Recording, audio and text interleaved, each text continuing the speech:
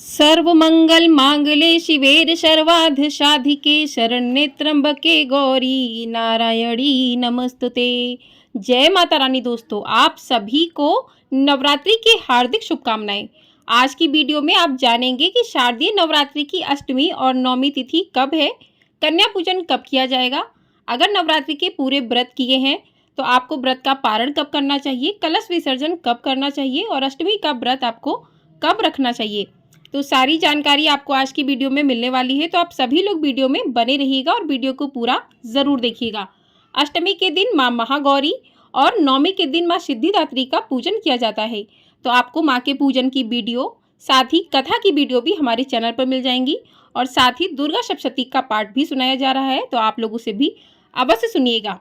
शारदीय नवरात्रि में अष्टमी और नवमी पूजन का विशेष महत्व होता है। नवरात्रि में आने वाली अष्टमी को महाअष्टमी कहा जाता है। इसे महानिशा की रात भी कहा जाता है। इस दिन माँ दुर्गा के सबसे शक्तिशाली रूप से पूजा की जाती है। इस दिन माँ दुर्गा की पूजा के साथ ही साथ कन्या पूजन का भी विशेष महत्व है।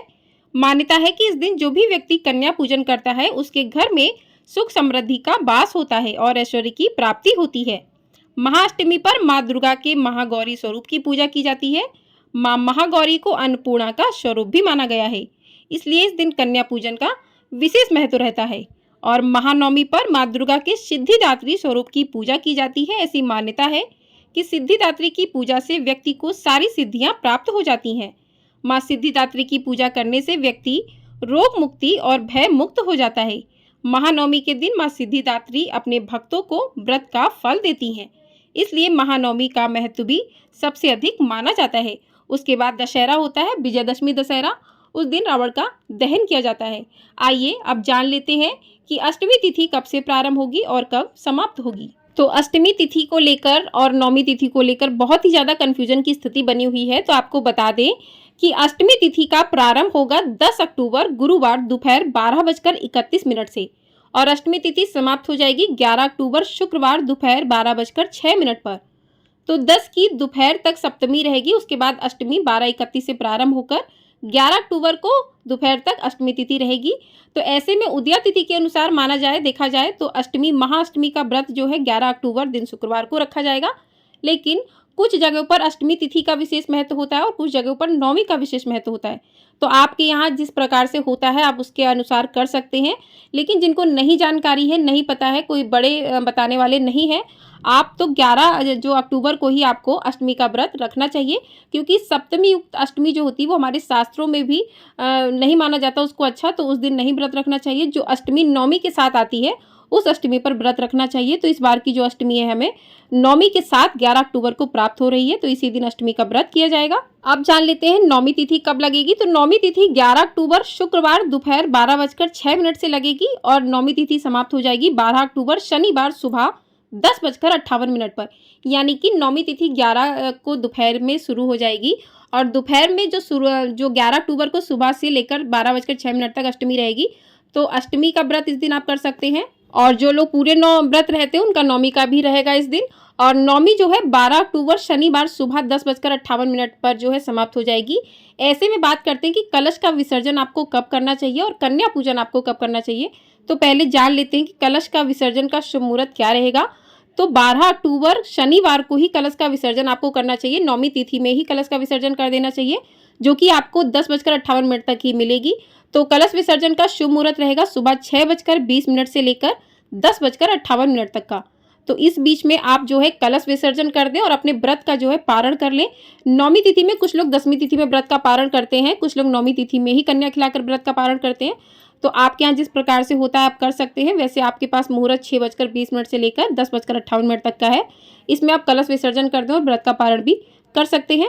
अब बात करते हैं कन्या पूजन आपको किस प्रकार से करना चाहिए, कौन से शुभ मुहूर्त रहेंगे। तो कन्या पूजन जो है वो 11 अक्टूबर को ही किया जाएगा। शुक्रवार को ब्रह्म मुहूर्त रहेगा सुबह 4:40 से 5:29 तक। अभिजीत मुहूर्त रहेगा सुबह 11:43 से दोपहर 12:30 तक। उसके बाद विजय मुहूर्त रहेगा दोपहर 12:03 से दोपहर 2:49 तक। गोधूली ब्रह्म मुहूर्त रहेगा, गोधूली मुहूर्त रहेगा शाम 5:55 से शाम के 6:19 तक। और साय संध्या का मुहूर्त रहेगा शाम 5:55 से 7:09 तक। यानी कि 11 अक्टूबर शुक्रवार को कन्या पूजन के मुहूर्त दिन भर हैं, तो आप जो है अगर आपके घर पे अष्टमी को कन्या पूजन होता है तो आप अष्टमी के दिन कन्या पूजन कीजिए। अगर आपके यहाँ नवमी के दिन होता है तो आप उसी दिन पहले हवन करवा लीजिए। हवन करवाने के बाद आप शाम को भी कन्या पूजन कर सकते हैं। शायद मुहूर्त में जो 5:55 से 7:09 तक है, इस मुहूर्त में भी आप कन्या पूजन कर सकते हैं। और अगर आपके यहाँ अष्टमी पे ही कन्या पूजन होता है तो आप अष्टमी पे सुबह हवन करवा लें, उसके बाद आप कन्या पूजन कर सकते हैं। तो इस प्रकार से आप ये देख लीजिए कि आपके क्षेत्र में अगर 10 को अष्टमी हो रही है, ज़्यादातर लोग कर रहे हैं, तो आप 10 को कर लीजिए। अगर आपके क्षेत्र में नवमी युक्त अष्टमी लोग करते हैं तो आप जो है नवमी 11 को कर लीजिए। अगर आपके यहाँ अष्टमी सप्तमी होती है तो आप 10 को कर लीजिए। तो इस प्रकार से आप देख लीजिएगा। वैसे जो लोग पूरे नवरात्रि व्रत रहते हैं, 9 रातों का व्रत होता है नवरात्रि का व्रत, तो 9 दिन पूरे माँ सिद्धिदात्री का 9वें दिन पूजन करके दशमी को पारण करते हैं। तो दशमी तिथि जो है 12 अक्टूबर को 10:58 तक जो है नवमी तिथि रहेगी, उसके बाद दशमी तिथि लगेगी। तो आप चाहे तो व्रत का पारण अपने नवमी तिथि को यानी कि 12 तारीख को कर सकते हैं। 12 अक्टूबर को शनिवार को सुबह भी नवमी जो है 10:58 तक रहेगी, लेकिन 10:58 तक आपको कलश विसर्जन कर देना चाहिए। और अगर आपने उस टाइम नहीं किया, उस समय नहीं किया, तो आप जगह से सारी चीज़ों को हिला दीजिए और शाम को आप सूर्य अस्त से पहले जो है सारी चीज़ों को विसर्जित कर दें। इस बात का ध्यान रखें। अब बात करते हैं कि किसी के पीरियड आ जाते हैं तो क्या करना चाहिए। तो ऐसे में तो आपको कन्या पूजन तो नहीं करना है, ना ही आपको हवन करना है। आपके घर में कोई भी सदस्य है तो आप उससे करवा सकते हैं, क्योंकि आपको कोई भी वस्तुएं जो है छूनी नहीं है माँ की। और कन्या पूजन भी आपको इस प्रकार से करना चाहिए कि आपके घर में कोई भी बड़ा है तो आप उससे करवा सकते हैं, हवन करवा सकते हैं। आपने सारे व्रत रखे हैं, लेकिन अगर कोई भी नहीं है और आप कन्या खिलाना चाहते हैं तो आप किस प्रकार से खिलाएं।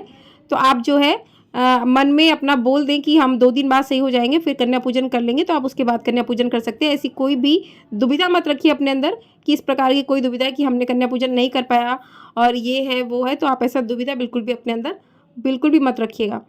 अब बात करते हैं कि अखंड दीपक आपको क्या बुझा देना चाहिए हाथों से। तो आपको अखंड दीपक जो है खुद से ही स्वयं से ही वो बुझे। आपको ये नहीं है कि आपने विसर्जन कर दिया है तो अखंड दीपक को आपको बुझा देना है।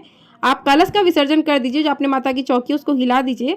अगर आपके अखंड दीपक जल रहा है तो उसे स्वयं ही बुझने दीजिए, उसके बाद ही आपको उसको हटाना है।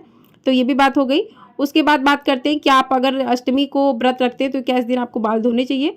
तो गुरुवार है, इस दिन बाल नहीं धोने चाहिए। शुक्रवार को आप बाल धो सकते हैं, लेकिन जो पूरे 9 व्रत रहते हैं वो बालों में शैम्पू और नाखून इत्यादि वगैरह नहीं करते हैं। तो इस बात का आप विशेष रूप से ध्यान रखिएगा।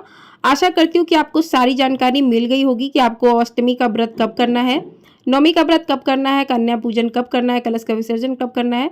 तो आपको वीडियो पसंद आई हो, वीडियो को लाइक शेयर, चैनल को सब्सक्राइब जरूर कर दीजिएगा। आपको हमारे चैनल पर सभी कथाएं सुनाई जा रही हैं माँ की, तो उनको भी आप लोग अवश्य सुनिएगा। और आप सभी पर माँ भवानी जगदम्बा की कृपा सदैव ही बनी रहे। जय माँ भवानी।